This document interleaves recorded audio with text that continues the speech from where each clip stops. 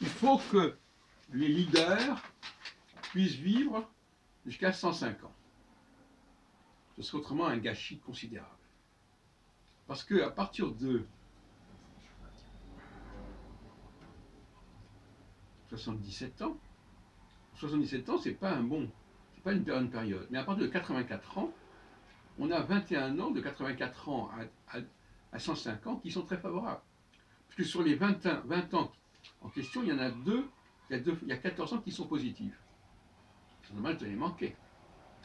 Donc de 84, 7 fois 12, 84, donc c'est favorable, 12 fois 7. Il y a une bonne période gratifiante. Après, il y a un passage difficile de 91 ans à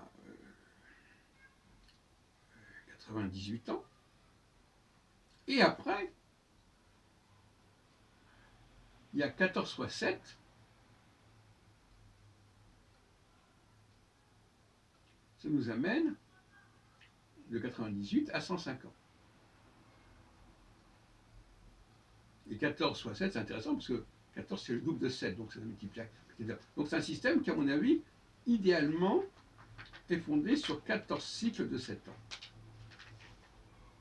Et implique que nous vivions, que les leaders puissent vivre jusqu'à 105 ans.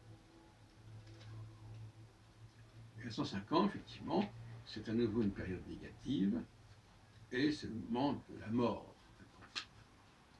Donc, on devrait vivre de 0 à 105 ans pour les personnages les plus remarquables.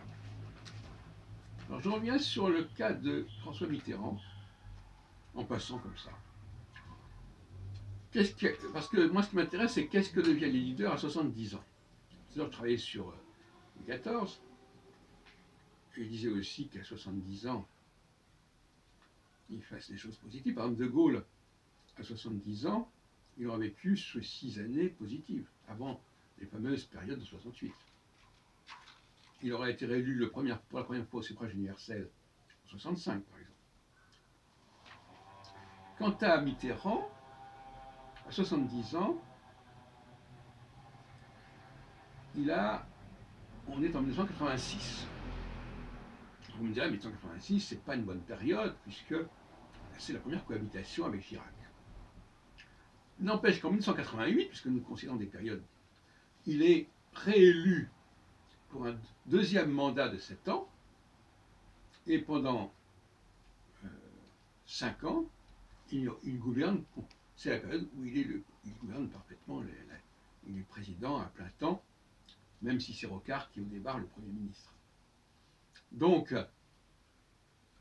voilà deux exemples, on en pourrait trouver d'autres. Je rappelle qu'à 70 ans, Chirac, c'est en 2002, et qu'en 2002, il entame, après avoir une période difficile avec la cohabitation Jospin, il entame une période de 5 ans, donc il se passe très bien pour lui. Voilà. Donc, il faut absolument que les leaders arrivent à 70 ans. Il faudrait même favoriser l'élection de leaders qui ont 70 ans.